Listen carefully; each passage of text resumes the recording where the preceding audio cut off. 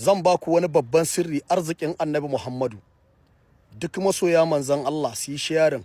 Na tabbata masoyin annabi ba zai kasa yin sharing ɗin sirrukan nan ga masoya manzan Allah ba, kuɗin ku ka bani ba.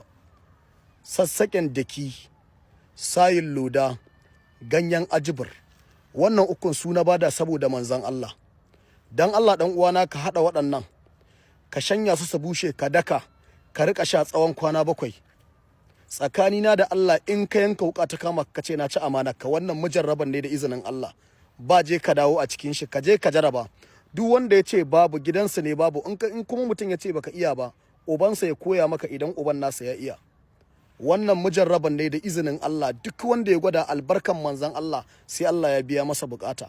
In dai a bangaren kaifi ne, Allah zai tsare ka.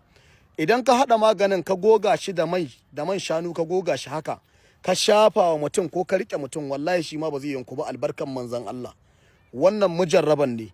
Sha ake tsawon kwana 7 da nono zaka sha, amma ran Lahadi ake zuwa iba shi, kuma ba a zuwa iba shi da karfi.